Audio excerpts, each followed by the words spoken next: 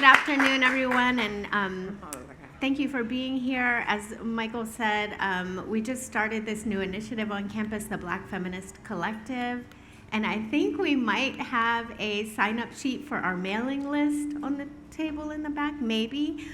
So if you're interested in being plugged into our events, please do join our mailing list. I'm going to introduce these amazing writers and then ask a few questions and then open it up for questions from the audience. So I'll start with Alexis to my left. Alexis Pauline Gumbs is an activist, critic, poet, scholar, and educator, a queer Black troublemaker, and Black feminist love evangelist. Gumbs uses hybrid forms to re-envision old narratives and engage with the history of Black intellectual imaginative work. Her 4 books of prose poetry include the trilogy written after and with our leading Black feminists. Those are Spill, Scenes of Black Feminist Fugitivity, Archive, and Dub, Finding Ceremony. Her work also includes Undrowned, the breathtaking work about all that marine mammals teach us. Alexis is a graduate of Barnard College and Duke University and is the recipient of the National Endowment for the Arts Fellowship, a Whiting Award, and the National Humanities Center Fellowship. She lives in Durham, North Carolina, and is currently at work on a biography of Audre Lorde, which you can hear more about while you're here, right? Dominique Morisseau is a playwright whose prolific body of work includes the critically acclaimed 3-act play cycle, The Detroit Project. That's made up of Skeleton Crew, Paradise Blue, and Detroit 67.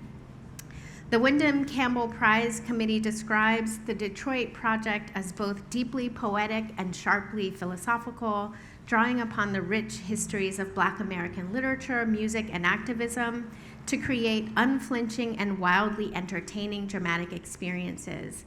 There and in standalone works like Blood at the Root and Pipeline and the most recent play, Confederates, Morisseau dramatizes the entanglement of art and politics. Her many accolades include, most recently, a Drama Desk Award, MacArthur Fellowship, 2 Obie Awards, and a Steinberg Playwright Award. She lives in Los Angeles with her husband and son. Jasmine Lee-Jones is a British writer and actor. In 2019, shortly after graduating from the Guildhall School of Music and Drama, she staged her first full-length play, the innovative and explosive 7 Methods of Killing Kylie Jenner, at the Royal Court Theatre. Her second play, Curious, debuted in 2021. Both of these plays urge us to think about the press of historical representations and manipulations of Black women's bodies on the present. Lee-Jones is the recipient of an Alfred Fagon Award, a Charles Wintour Award for Most Promising Playwright, and a Critics Circle Theatre Award for Most Promising Playwright.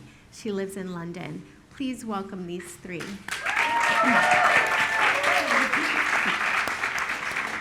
For those of us who were just at the morning wake-up session, it was really a pleasure to hear you all speak individually, and I'm just really excited to hear what might happen when we talk to each other.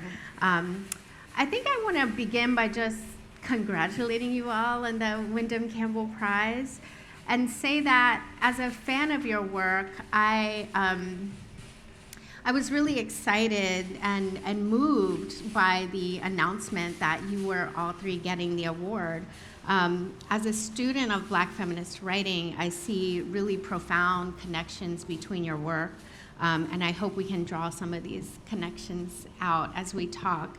And it was really because of my own fandom that I thought maybe we could call this session something like Black feminist writing. But there were so many other possibilities I thought about, like, just Black women geniuses in our midst, or, so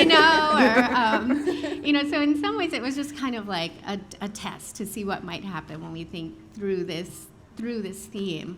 But I think I just want to begin with a question about that. Like, do you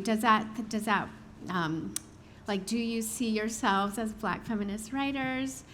Do you see yourselves as sort of called into a community of Black feminist writers? And partly what motivates that question is I was looking back at Alice Walker's essay, Looking for Zora, and she ends the essay, she gets to that moment where she goes back to mark the unmarked grave of Zora Neale Hurston, and she finds that site amongst the weeds, and she's thinking about, she says something like, well, I didn't want to cry because I've read a lot of Zora's work, and I don't think she was a teary sort of person.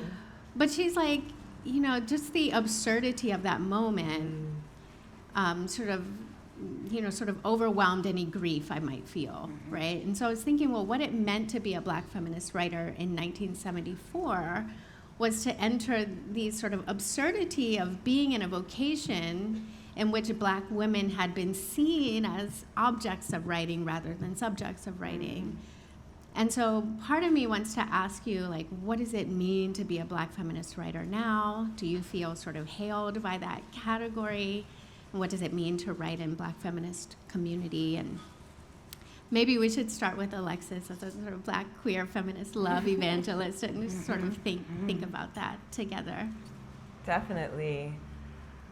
Yes, and yes, and yes, and yes.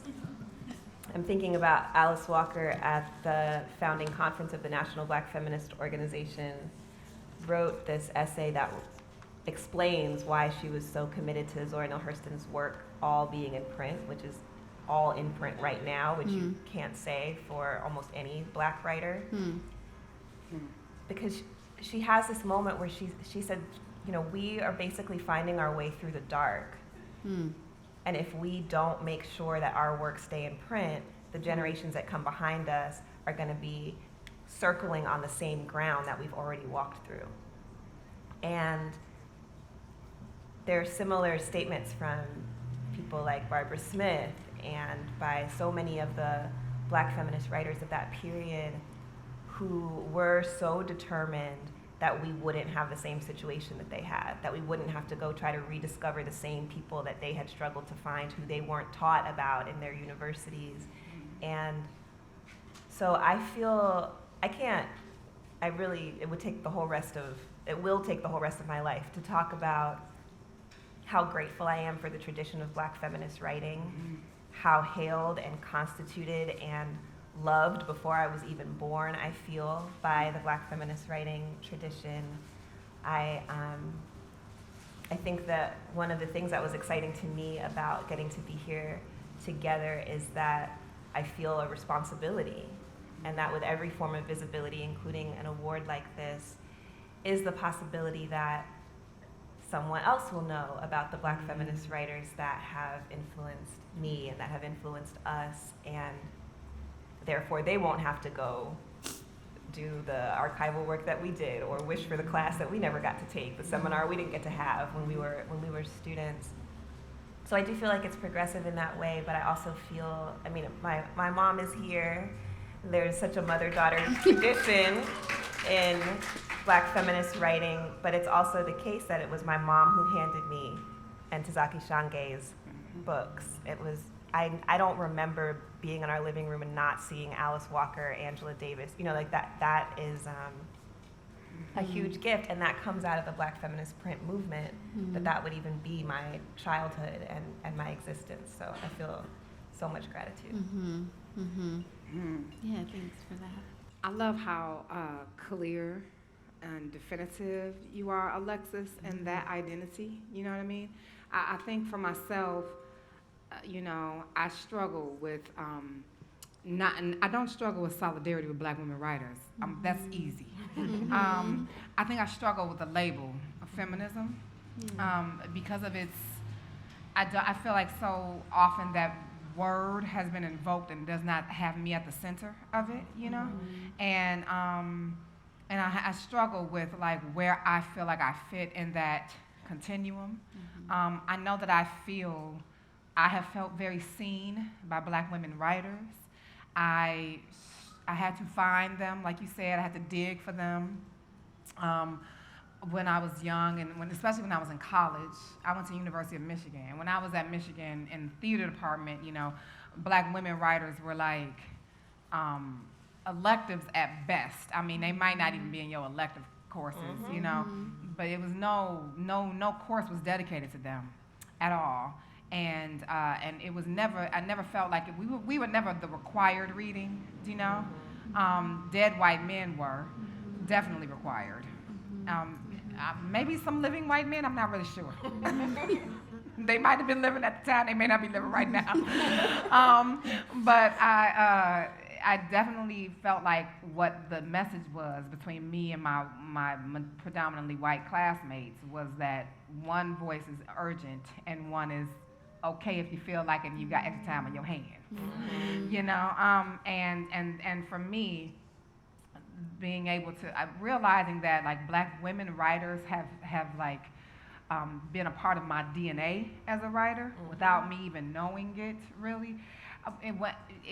There's something about like when I remember sitting with like, you know, sometimes I would sit with some Broadway investors or producers and they would talk to me about like, who are some of your favorite writers, you know?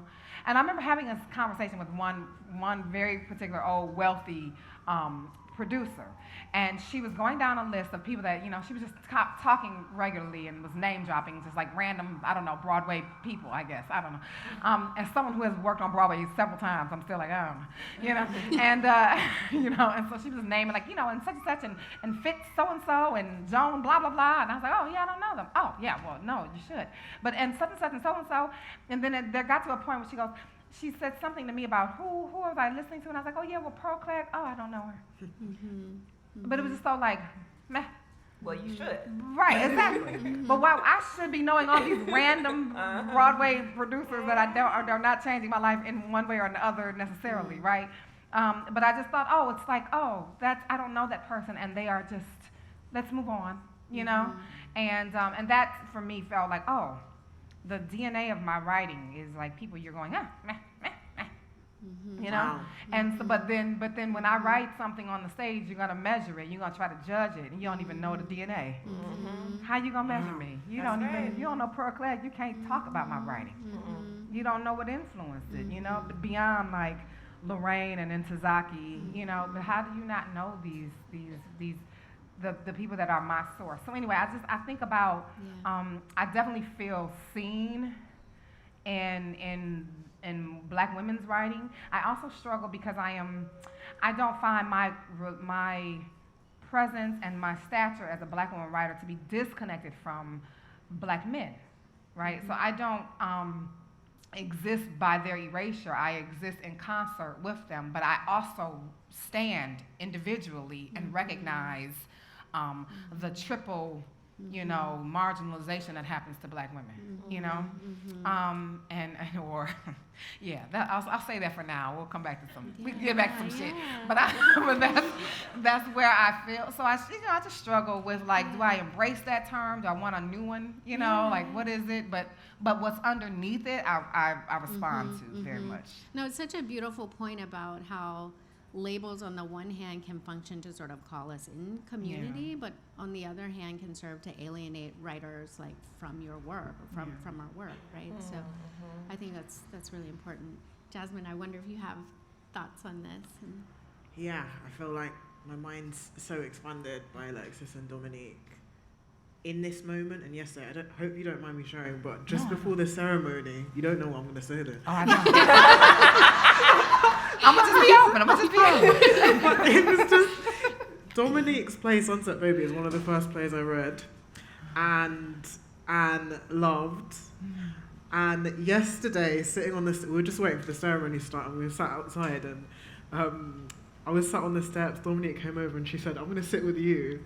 And we just talked for about half an hour, and I just felt very emotional, but also this kind of sense of synchronicity, but also like connection, obviously. But I think the thing that I think will be useful for me to bring is I'm British, and the question and like that was the amazing thing about talking to Dominique yesterday, because we come from two different places, but the connection is there, and the same conversations about critics, about how people engage with our work, how we navigate the commercial well, I was about to say demands, but they're actually requests, and that's an important distinction to make. What do we actually have to do, and what are we made to feel we have to do? And that crosses the boundaries of country and across time as well, because I think I read your play when I was 13. So that was just... I'm gonna take that one. We're having an intergenerational conversation right now. If I caught myself ahead of what I said, I would... that's great. But just the magic of life to end up sat on those steps with you. But I think for me, I think about being that age and being a bit of a nerd and like really wanting to, it's funny when Erica, when you're talking about in Search of Our Mother's Gardens and Looking for Zora, I remember reading that about that age, and I kind of forgot the story, but it connects. Like about a year ago, I was like, everything I'm interested in, even as an actor, like the show that I filmed last year, the through line is the spectre of the forgotten black woman, particularly the forgotten black British woman, and I hope that I hope that I can.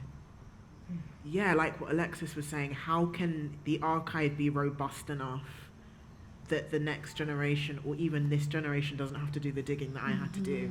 Because I think I remember like having to forage for this copy of The Heart of a Race, which is this feminist anthology by Stella Dadzi, and I found 2 copies and I sent one to my friend and I kept one, and just the stories that were coming out about the 70s and 80s experiences of black women in Britain, who were then, they would have been first generation, so this is when my mum was growing up. I was like, how do I not know this?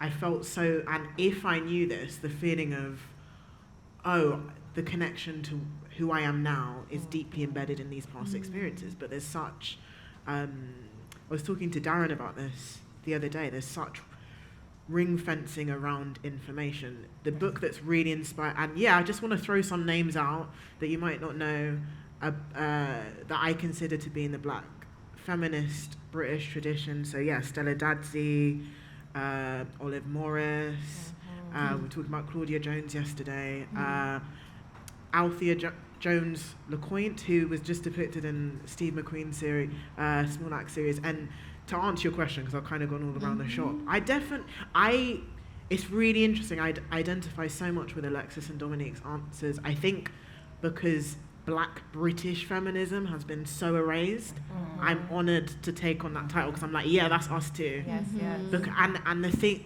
part of the erasure is the idea that we're recent in the UK. And the women I mentioned are recent immigrants, mostly from the Caribbean. However, the other name I'm going to throw out is Gretchen Gersine, who's a brilliant black British historian, whose book, Black England, when I first tried to buy it, was £300. And I was so shocked, and then I hunted again and I found it for £40, I think. It's just been republished, and Zadie Smith did the introduction. I think it's about £10 now, but I was... Yeah, the word grief came up, and it reignited that grief in me, especially when I started reading it and I realized how brilliant she was at kind of pulling this history together that I did know, but it wasn't written down. And by know, it goes back to kind of what I was talking about this morning, this sense of knowing, walking through London streets. And when you were talking about her finding the grave, I was talking about Joyce Carol Vincent this morning in the documentary Dreams of a Life. And yeah, I walked past those blocks of flats for so many years, and I was like, where, with this obsession and this grief of this woman being erased and forgotten, and one day I just knew where it was. And that comes so deeply from the feminist tradition of Alice Walker, and yeah, that's my... I'm honoured to take on that identification, because I feel like those of us that were scattered to Europe, and specifically Britain, the contributions have been so deeply and deliberately erased. That's right. That's right. And I've had to suffer because of that, and I don't want to suffer anymore because it's not fun. Practically. That's right. Yeah. That's right. Yeah, you were talking this morning, Jasmine, about the way that music producers do a kind of crate digging as a way of extending what musical sound can do. And I'm thinking now about the sort of archival exercises that you all are talking about as a kind of, I think what you just said is a sort of finding our way through the dark, right? And that Black feminist practice of archiving or digging through the crates, or maybe we want to call it Black feminist and Black feminist adjacent practice of digging through the crates as a way of like lighting a path or finding our way through the dark. And it sort of brings me to my next question about sort of finding our way through the dark. So you all write with such attention to hope and resilience and joy and sort of breath, and at the same time with such attention to the sort of violence of the modern world and the sort of anti-Blackness of the modern world. And I'm thinking about, I guess the question is how you see yourselves negotiating that in your work. I was reading an interview with Morrison, and she talks about sort of her own world building process. She talks about like coming to writing as a sort of as a process that always feels in some sense dangerous, right? Because because of the risk taking involved in writing. And yet writing is always a place that feels safe. And so I'm wondering what it sort of feels like to do work in this historical moment with such attention and tenderness to Black women, Black femmes, Black queer femmes, but also with such precise attention to the violences that we face. Maybe, Jasmine, I can start with you because your work takes on these, very contemporary forms like Twitter. Your work centers these forms that are both these sites of possibility and these sites of danger. So I wonder if maybe we can start with you. Yeah, of course. And just when you were talking about the record, the duplicate meanings of the word, I was thinking about, so my family's Caribbean and descent from Jamaica, and I was just thinking about really listening to music my dad used to play and not really taking it in and going back as an adult and just listening to like Studio One women's albums and like Nora Dean and being like, wow, she's saying stuff I need to hear. She's saying peace begins within. And she's also a Black feminist. And I think it speaks to what Dominique's saying about people who might not have necessarily taken on the title, but they're doing the thing, they're doing the work. Right. Sometimes in a more active way than people who are taking on the title. And I include myself in that as well, because we have to be critical of how we engage. But what really sprung to mind with what you were just saying is time. I'm so afraid, but also aware of time limits, because I'm aware of the precedents, which are erasure and actually early death. Not to be a negative harbinger, but like when I wrote the first draft of my second play when I was at drama school, the epigraph is from like one of Lorraine Hansberry's diaries, and it is, if anything should happen before 'tis done, may I hope that all commas and periods will be placed and someone will complete my thoughts. So that's terrifying. And then this is the last bit. This last should be the least difficult, for there are so many who think as I do. Which is such a source of hope. And I can't remember the actual chronology of when she wrote that, but I just thought, whether she knew she was going to die when she wrote that or not, she knew that the legacy would carry on. And it's something that I really have to cling to when I'm like, will I ever? Because the biggest barrier for me to writing is starting, whether it's every day or starting a project, because I'm just like, but it's not done, this sense of completion. So I just think about, again, I've strayed off the question, but I just think about No, you on it. You on it. Mm-hmm. I'll keep riffing. 'Cause I don't remember the question. But yeah, I just think about time, and I think, what was the question? Just like how you negotiate like writing amongst like such darkness. Oh, You know. I mean, I choose to.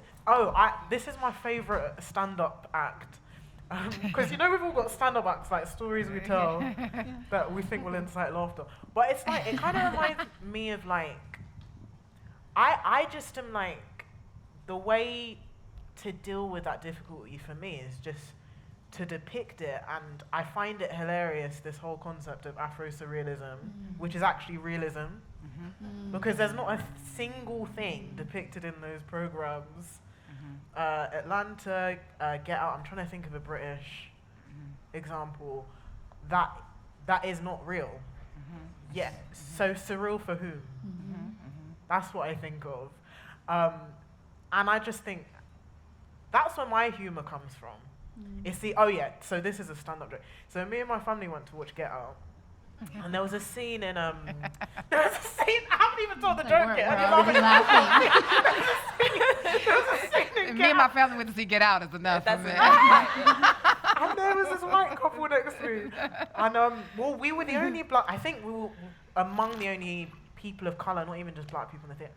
And there was this scene, I can't remember which part it was, but everyone in the theatre jumped, and we were still. And I was watching it, and I could see their shock. They're viewing it as a horror. And what was the event? I can't remember what the event was, but I was like, Thursday. That was my reaction to it. Yeah, that was Thursday. I can't, and just that kind of, it's a will within a will, but that's the deeper terror to me. You engage, as we were talking about yesterday, Dominique, you engage with the work, but how engaged are you? Do you like the spectacle of it, or can you connect on a human level? But I think, for me, especially when I was writing Seven Methods of Killing Kylie Jenner, my barometer for success was, will my friends come to it and be like, this is authentic? And that's what I enjoy. I enjoy when it disrupts how people are meant to behave, particularly in a theatre space, which is historically associated with the worst bits of whiteness, which says a lot. but like I enjoy the moments. I don't know how you feel, Dominique, but I remember like there was one show we did of Seven Methods, and it was a line about, some people might know it, but there's a line about her ex-boyfriend behaving badly because she's Nigerian, and he's Nigerian, and the character said it, her friend, and one of the audience members was like, oh my God, and I loved it. Those are the things that keep me going. I'm like, who actually owns the space? Yeah. Who owns the form? And when I think the context is right and the work is true enough and direct enough to do that, those are the things that really keep me going. Yeah. Yeah. I share that. Yeah, that's great. That's great. I share something, and I'm interested to hear, because we're both theater artists, and Alexis is a poet, and I'm interested to hear how that's how you're taking on that question, because what I'm hearing from your question is like, we carry pockets of joy and laughter and humor and lightness, and also we're unafraid of naming and maybe giving some space in our work to the violence that we feel. And when you said that, all I could think about was hashtag Black Joy. I'm gonna say something that's gonna be a little controversial, but I can't stand the phrase Black Joy, and that's not because I don't actually like black people having joy. Let me just say that. But I love us having joy. I just don't like the commodification of the phrase, right? Like I've been harmed by that phrase as a writer. I literally recently, that's what we were just talking about that, by a critic that came to my work, a white woman critic, in a city where my work is happening, and the article, the headline almost was like, occasional joy with, a joy ride with occasional derailments. And the derailments of the joy were like everything that made like the black people on stage that have a heart, every time they was going like to like getting more gravitas and we weren't just singing or dancing, And I was like, that's some racist shit out this ass. I have to feel away. So I had a conversation with her. I was like, I challenge you to a conversation. We need to talk about this review you wrote. Because I kept thinking like, I have been told more actually by white executives and mostly white women, like in positions of power, like in Hollywood or in theater. We want this to have more black joy. That's what I've been told. And I remember one time when that happened, I was like, I'm gonna lose this job because I'm not. It was like in an interview. I was like, I ain't even gonna get this job because I'm about to say something. And I remember saying it because they're like, we just want to make sure before we say yes to you on this project, we just want to make sure. Mind you, a story about black girls in Baltimore, who are on a step team. And it was like, we want to make sure that you're gonna be able to write this with black joy. And I was like,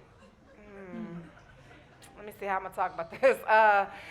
If it had it, you would not know that I even did it. Like, you wouldn't know what you were reading to figure that out. Like, that's some internal shit, and I'm not about to prove to you that I have black joy in me, therefore can put it in this work. And the irony of even talking about this is crazy, because you just figured out what that was when you screened, the companion piece to this film, and black people told you black joy is what they felt. And now you're like, we got to get that back. We want to sell this. We want to make sure those black people have that feeling again.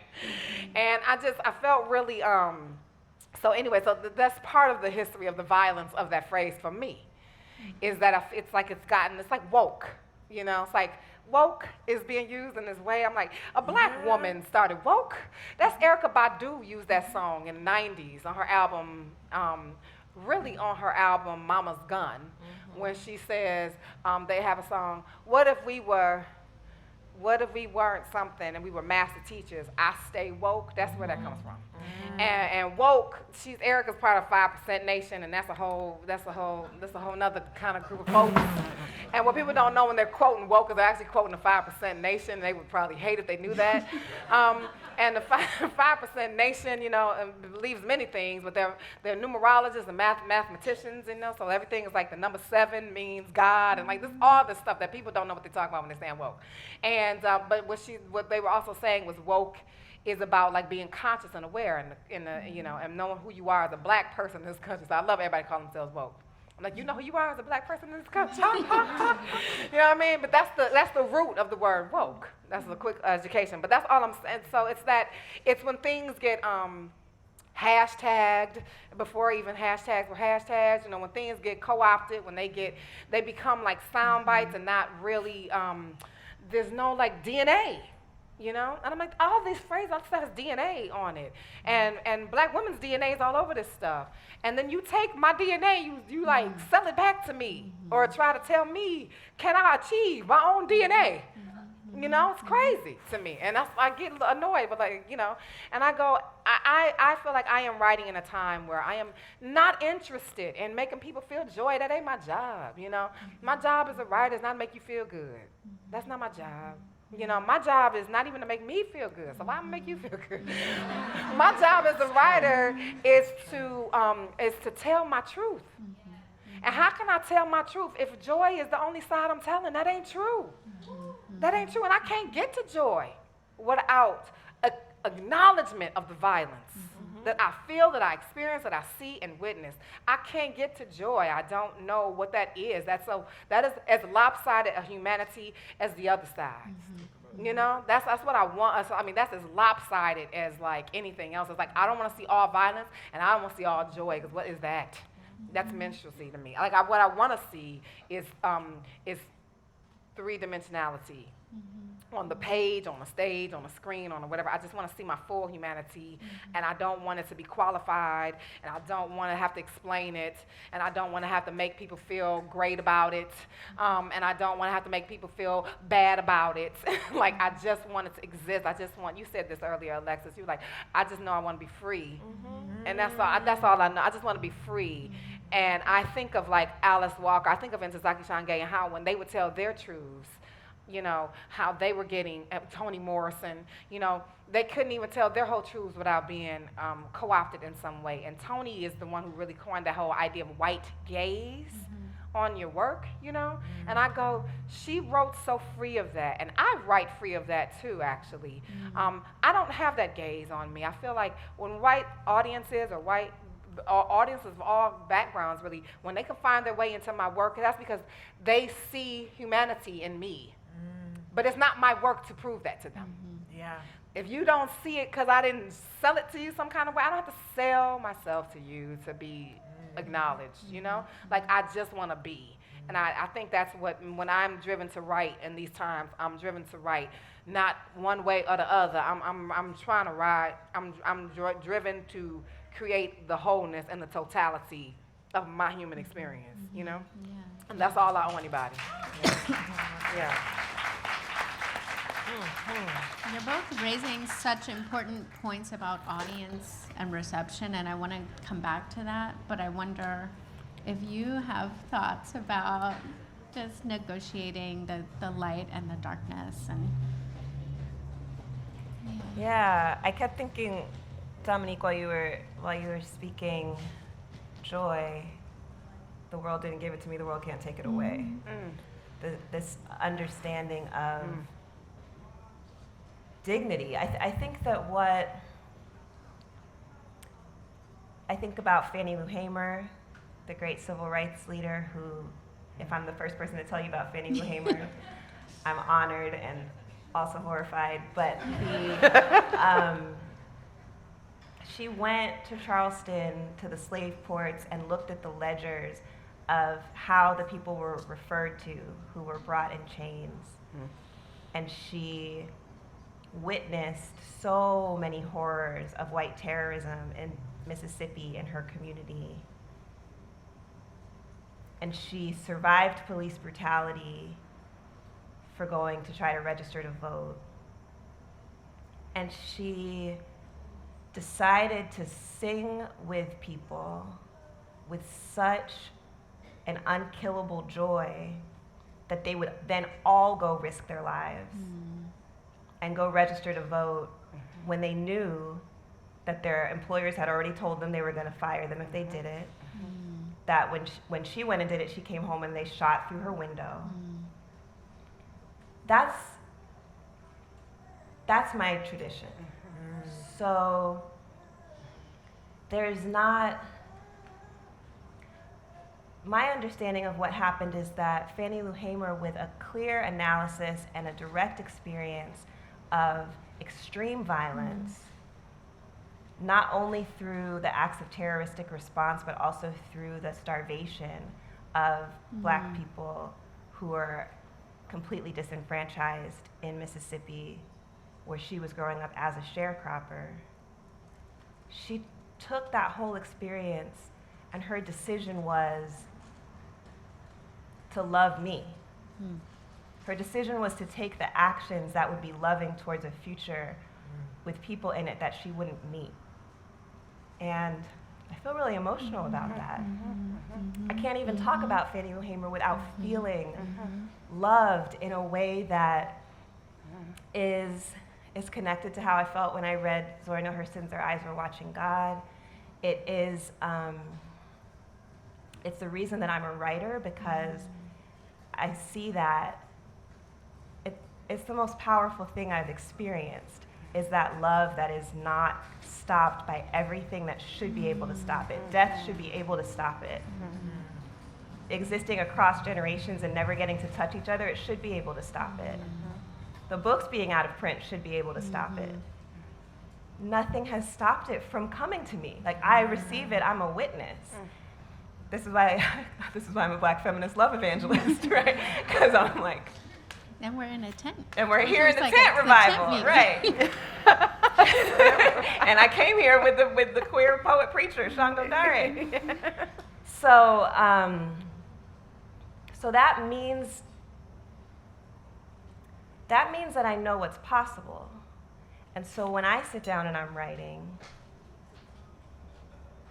this truth-telling that must happen, the fact that if I'm writing Undrowned and I'm talking about slavery, I'm talking about extinction, I'm talking about genocidal patterns, I'm talking about our complete disqualification of ourselves from living on this planet.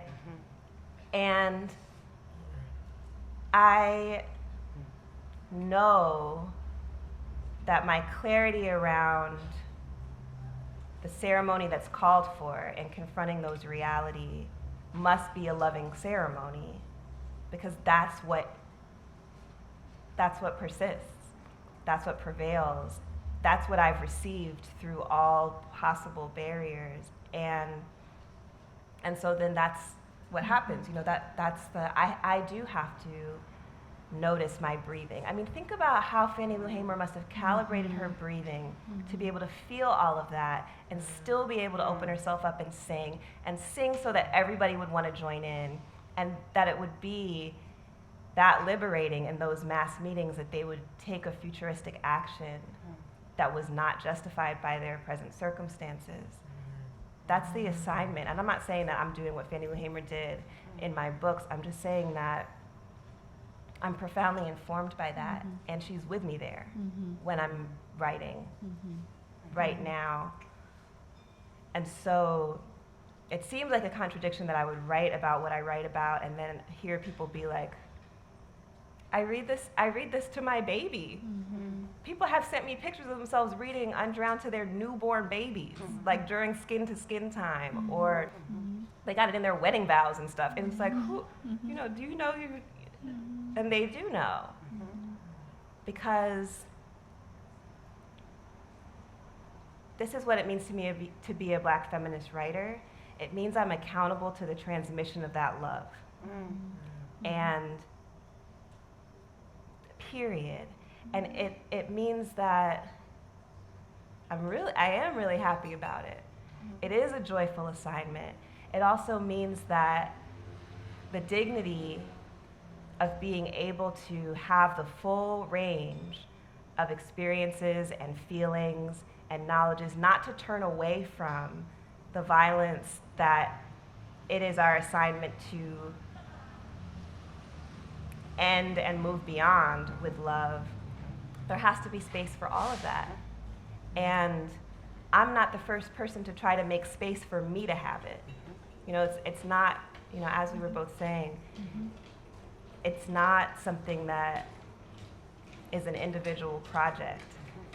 It is so much more expansive than that. So that's why it has to be beyond a binary, right? It can't be like, oh, either you're talking about racism or you're talking about joy. It's never was separate. And I do feel like the Black feminist intervention that specifically says we refuse to separate who we are as women from who we are as Black people, from who we are in this economic system, from who we are in every single way. That refusion of separation is the same refusal I have when I say, okay, well, I'm not separate from these marine mammals. We all have to breathe here. And what's the poetics that can understand that? That's a Black feminist. Black feminists taught me to refuse these false separations, because all they are really weak barriers to our love, which is the strongest thing. And it's not a strong, how do I say, I'm so present with it. You know, I'm accountable to the future with it, but it's not that I'm imagining a possible Black feminist utopia where love is ruling the world. I'm actually a witness to the presence of this old love that Black feminists have taught me how to steward. That's beautiful. Thank you. One thing that I sort of hear you saying, Alexis, is that, like, being a Black feminist writer now means that your work shows up in all of these unlikely places, like birthing rooms or wedding altars. But I want to sort of come back to what Dominique and Jasmine were also saying. It also means that, like, as a Black woman writer today, as a Black feminist writer today, your work isn't always out of print. And sometimes it finds itself in places where you don't expect, the other places where you don't expect it to be. Like, in a room full of white theater goers or something like that, right? So I wonder if I can just ask a question about audience, like who do you write for? Or maybe the question, like maybe if we start with you, Dominique, maybe the question is like, where do you write for? Because it seems like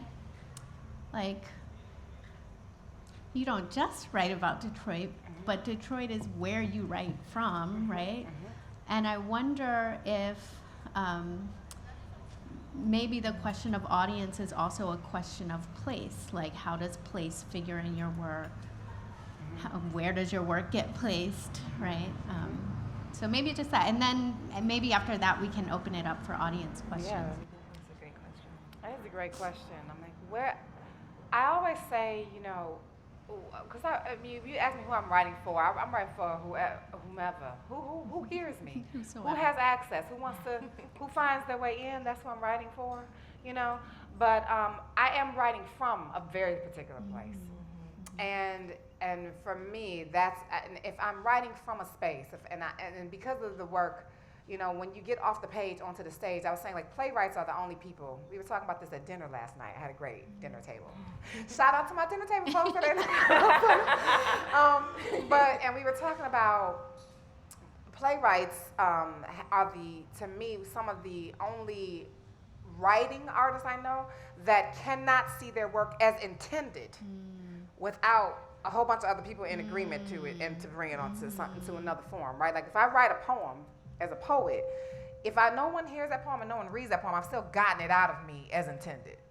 But as a play, I do not get it out of me as intended until several people agree that this is now going to get up here and the bodies will be on stage and they will agree to put it up. Somebody's going to give me the platform. They're going to invite people. You know, like a whole bunch of stuff has to happen in order for me to even experience it in its intention.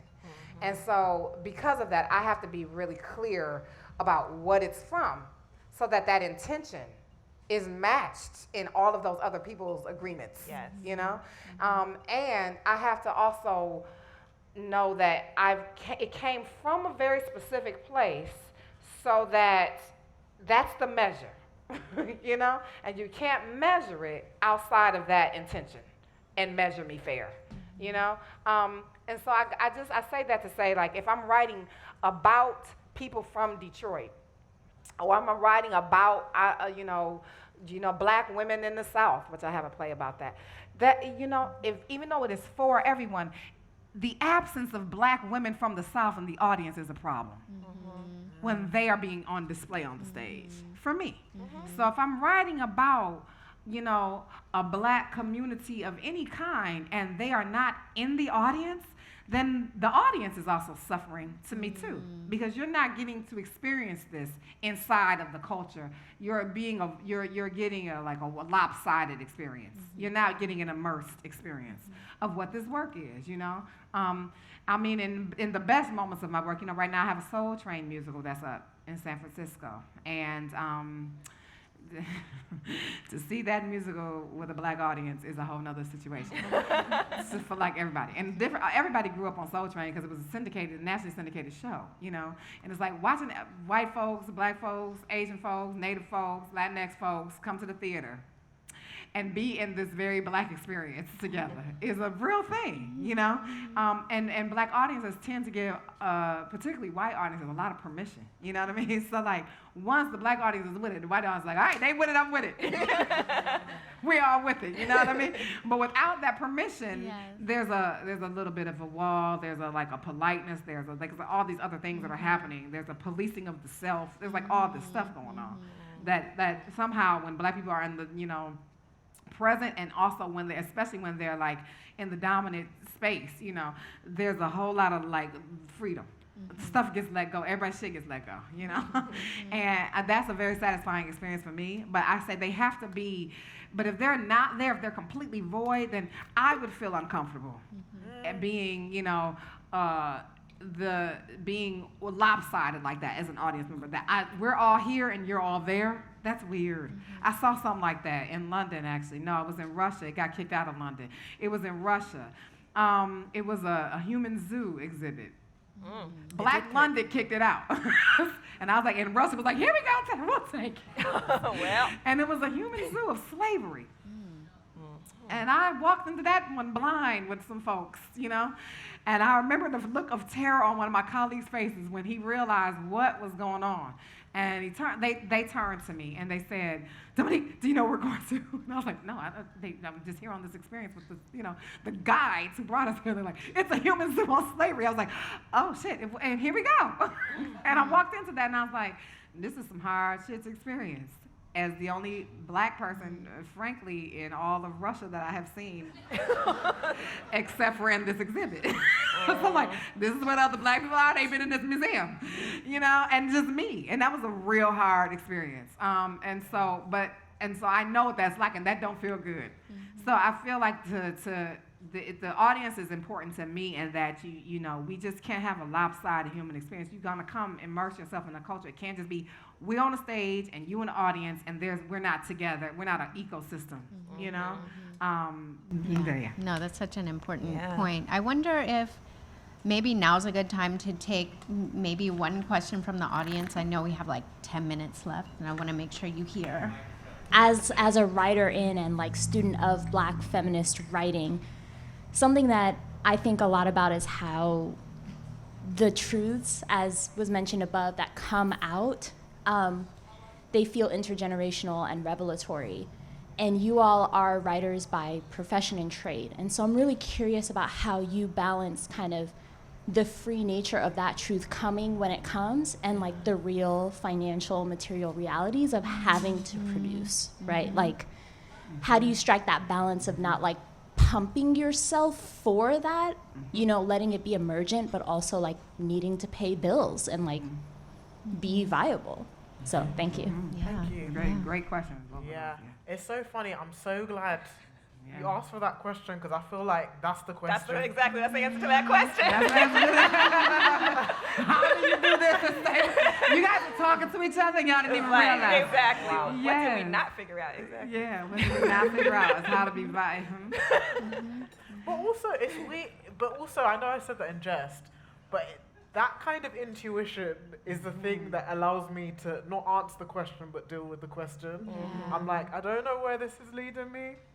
I was talking about this. I can't remember when I was talking about this, but 3 months before I found out about this prize, I got fired from this job, and I was seriously like, what am I gonna do? I wasn't on the sharpest end of circumstances because my play had been on again, but it was like, I am gonna have to get another, or like, I'm gonna have to create another thing. And this sense of when Alexis was speaking earlier, I was thinking about about Fannie Lou Hamer. I was thinking about this thing of how the act of being a black femme or a black woman is so deeply tied into creation. Just the necessity to create out of a void. Like, I really don't know. Like, and the kind of, I feel like, I'm really obsessed with loops, musical loops, but also spirals. And I feel like, being in the larger circle from the women we've alluded to and spoken about, who were like, how do I succinctly say it, but on the sharper edge of experiences, or had more proximity to direct physical violence, I just feel like in those moments, referencing the two questions where I'm not, where I'm kind of, or I become aware people view me as a commodity and a thing to get stuff out of, I just have to remind myself of kind of this idea that there's always a way to remix something. Yeah. Like, if I know and you think I don't know, then I always have the power in any situation. I always have some power. So I think that's the question I'm still trying, also the question I'm still unsure about is, going back to what me and Dominique were talking about yesterday on the steps, I was just like, I'm just like, how can I continue to create, which is the dilemma of the artist, when I don't know if the work is truly being listened to and truly being received. It's so, that's quite a, and it's not my, I can't control how it is received, but is it being received? And if it is received and listened to and engaged with, what I can't control is whether it's acted upon. And that is a deeply, it's a complex reality to face, but I can't pretend it doesn't help me create new work, and that's the paradox of it. Yeah, that's powerful. I'm constantly asking myself, how do I continue to sit onto the principle of what other people think of me is none of my business? And that's how I sustain myself as a writer, because I think I go, I've always known, I trust myself up to this date. I'm in my 40s, and I've been all right from now into my 40s. I found a way to eat. I found a way to survive. I found a way to pay my bills. I will continue to do that. I can trust that because I've gotten to my 40s doing it, right? So now I don't have that question anymore. Like, will I learn? I'll figure it out. So now I can just go, what feels right to my soul? And I don't have to do something that doesn't feel right to my soul to stay financially stable, because I've figured it out since my freaking teens how to eat. I know how to eat. I'll eat. I trust that. I trust that I will find a way. I've held 11 jobs. I will find a way. I can teach while I this. I can that while I this. I'll find a way. But I have to write what is true for me, because that will go into the stratosphere. That will go into the next one that finds me hopefully not as down deep in the crates in the archives. And I can't let them think I did anything other than tell the truth. You know what I mean? And so there's something, I love how you stand on your ancestors so clearly, Alexis, like, and how, I mean, you invoke Fannie Lou, and I have, like, that's one of the ones for me too. Now, Fannie Lou Hamer, please, like, look up what this woman went through, because she's a real hero of the civil rights movement. And I think of, like, well, my ancestors figured this out with way more than I did. They figured this out with way less than what I have. And if they can do it, I can do it. I know that because I have proof in my existence. And so I've tried to let the proof of me be the guide and trust myself. I trust my voice. It will not be for everybody.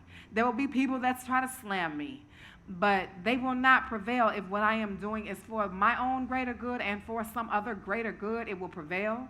And there I have to trust that and tell the truth for myself. And I think that's the question I wrestle with, because if I can cut out what other people think of me, if I can just not pay attention to what anyone is saying about me, not be curious enough to read their opinion. I don't have to be curious. Kill that curiosity. Like, I just, I've even told my friends, if y'all got something to say about my work, just go talk to each other. Y'all got to talk to each other. Talk amongst yourselves. Speak behind my back. It's okay. I don't have to be in every conversation about me. You know what I mean? Like, I don't need it. I can just, I have to silence that and just trust with how it's coming through. And I get that through these women's works as well, and it strengthens me to hear you guys talk about that. Yeah. That's right. Last That's right. words. Yeah. That. I do think for me that is part of what it means to be a Black feminist writer. Is I do that there is a tradition of making something out of anything, what Audre Lorde calls making something out of anything, and. The anything is the mystery, like the wonder around that. My ancestors are like always really, really close. And I remember having a moment, speaking to your question, where Shangodari and I were at the Combahee River, because I needed to go to the Combahee River before I turned 30, because the Combahee River Collective, and it's a long story, and I've written about it in an issue of Meridians. You can find it on Harriet Tubman. But we like pawned our jewelry to put gas in the car to go to the Combahee River. And I was sitting there, and I was having this thought of like, what am I doing? Like, if I'm not going to be able to like potentially make my rent because, excuse me, whatever university was supposed to pay us was really, really late, and that was their administrative fault. But anyway, they had me going through this like, am I living right? Like, what is that? And I sat at the Combahee River, and I was filling my jar with water, and it felt like, because mind you, I've done the archival research. I know the finances of June Jordan and Audre Lorde and when the phone got cut off and how people helped each other and how they loaned each other money and how they bought each other not just subsistence groceries but like their favorite special groceries that they loved when they couldn't have it. You know, like that community. It's not just that I'm an individual inheritor of this legacy. It's that I'm also informed by the practice of community. And so I'm not an individual. Anyway, so these ancestors were sitting there with me, and I'm thinking like, I'm just feeling bad. Like, I'm about to turn 30, I didn't figure this out yet, like how to make sure I have the money to pay things. And I just felt this laughter. Like, I felt just like generations of Black feminist writers laughing. And like, do you think that's what we did? Like, do you think that was our first question? How do we conform with our energy and the energy that's called money to this system that exists? That was not our first question. Our first question was liberation. Our measure of it was our accountability to our tradition and that we know through the resonance of our soul, right? And they did what they did. That is the huge abundant offering to me out of that set of priorities. And that's what I have to continue to remember and still wonder about. You know, like wonder about, I do believe that part of the destiny of the work of Black feminist writing is to understand the difference between relating to this world and relating to this planet, and what it actually means to think about survival in relationship to this planet when it's in complete contradiction to the form of survival you talk about in terms of participating in capitalism at a deficit. So I'm going to continue to wonder about that, but mostly I'm looking, I didn't realize that the Black feminist writers I was looking at, some of them are trees, and some of them also are marine mammals, and I feel so excited about that. It feels like a huge form of abundance. And I'm glad to be able to approach it with wonder, and I'm probably gonna, hopefully soon, know even less. Thank you all so much for your work. Yeah, thank you. And thank you for this conversation.